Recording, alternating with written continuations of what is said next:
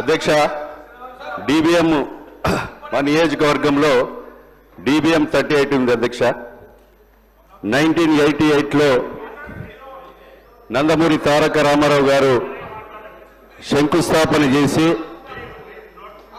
82 కిలోమీటర్ల పొడుగున ఉన్నటువంటి డిబిఎం 38 ఏదైతే సుమారు 35 సంవత్సరాలు అవుతుంది ఆ యొక్క కెనాల్ పూర్తి చేసి 82 కిలోమీటర్ల పొడవున ఉన్నటువంటి ఆ యొక్క కెనాల్కి ఈ రోజు వరకు కూడా నీరు రావడం లేదు అధ్యక్ష. గత ప్రభుత్వాలు ఎన్నోసార్లు రిపేర్ పెట్టారు. 2018-19లో సుమారు 220 కోట్లు బీఆర్ఎస్ ప్రభుత్వంలో ఆ యొక్క డిబిఎం 38కు ఖర్చు చేసిన నీళ్ల సుక్క మాత్రము ఆ కెనాల్కు రావడం లేదు అధ్యక్ష.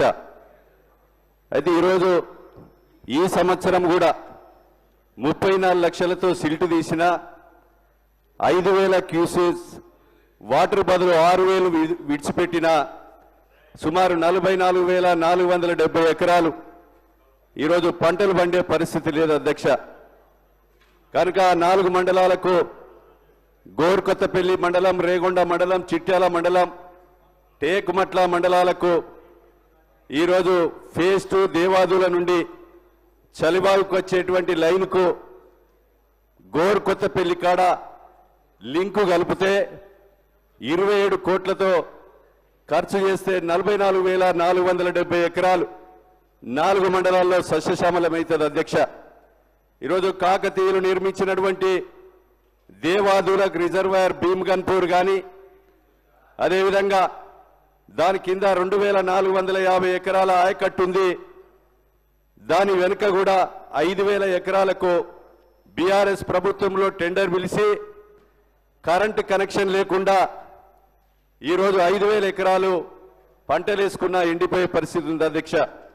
ఈరోజు కరెంటు కనెక్షన్ ఇస్తే 3,000 ఎకరాలు పండుతుంది. గతంలో ఉన్న కాంట్రాక్టర్ మీద చర్యలు తీసుకొని నోటీస్ ఇచ్చి క్యాన్సిల్ చేసి ఆ పని పూర్తి చేస్తే 5,000 ఎకరాలు భీమ్గన్పూర్ చెరువు కింద పండుతుంది అధ్యక్ష.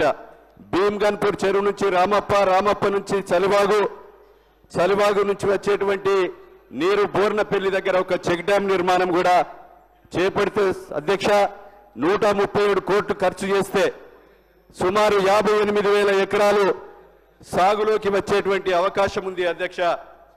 గతంలో 220 కోట్లు ఖర్చు చేసినా మరి ఒక్క ఎకరానికి కూడా నీళ్లు వారే పరిస్థితి లేదు. ఆ 220 కోట్ల మీద సమగ్రమైన విచారణ జరిపి మరి దోషుల మీద కఠినమైన చర్య తీసుకోవాలని, అదేవిధంగా ఏదైతే మరి యొక్క భీమ్గన్పూర్ చెరువు కింద 5,000 ఎకరాలు టెండర్ పిలిచారు, పని పూర్తి చేయడం మీద ఆ కాంట్రాక్టర్ నోటీస్ ఇచ్చి క్యాన్సిల్ చేసి పని పూర్తి కూడా చేయించాలని మీ ద్వారా మరి ప్రభుత్వానికి విజ్ఞప్తి చేస్తున్నాం అధ్యక్ష.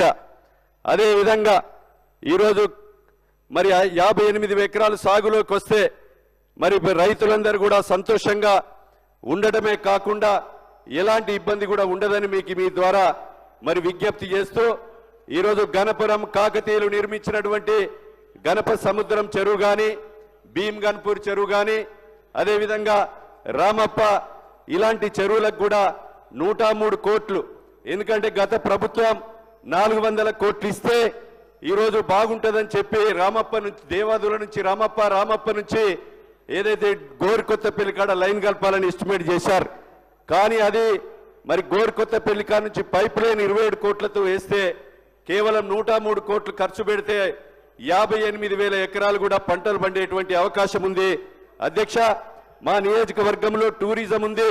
కోడవటంచె లక్ష్మీ నరసింహస్వామి భారతదేశ చరిత్రలో ఎక్కడ కూడా గుట్టల మీద బోళ్ల మీద వెలుస్తాడు దేవుడు. కానీ అక్కడ నియోజకవర్గం కొడవటంచెలో 2000 సంవత్సరం నుంచి వెలిసినటువంటి దేవుడు భూమి మీద వెలిశారు.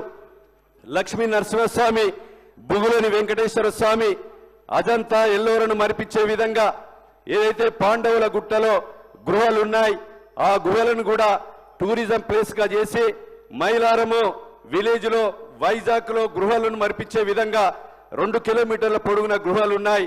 నాపాక టెంపుల్ కు ఒకే శిల మీద 5 దేవాలయాల దేవుళ్ళు ఉన్నారు. అదేవిధంగా కోటగుళ్ళు రెడ్డిగుడి మరి ఇవన్నీ తిరుక్కుంటూ రామప్ప లక్నవరం పోతే ఒక దుబాయ్ని మరిపించే విధంగా మంచి టూరిజం ప్లేస్ ఉంటుందని మీకు ఈ సందర్భంగా తెలియజేస్తున్నాం అధ్యక్ష. ఈరోజు మహారాష్ట్ర నుంచి బిడ్జాయ్ గోదావరి మీద వందలాది వేలాది మంది చనిపోతున్నారు అధ్యక్ష. మాది NH 353 కింద భూపాలపల్లిలో బైపాస్ రోడ్ కనుక నిర్మాణం చేస్తే పేద ప్రజల ప్రాణాలు కాపాడే విధంగా ఉంటుంది. వేలాది బూడిద లారీలు కానీ ఇసుక లారీలు కానీ బొగ్గు లారీలతో మరి వేలాది మంది చనిపోవడం జరిగింది. మరి ఈ రోజు 353 కింద ఏదైతే NH ఉందో చెల్పూర్ టు భూపాలపల్లి గుడప్పాడుకు 650 కోట్లతో మరి రోడ్డు కూడా మంజూరైంది.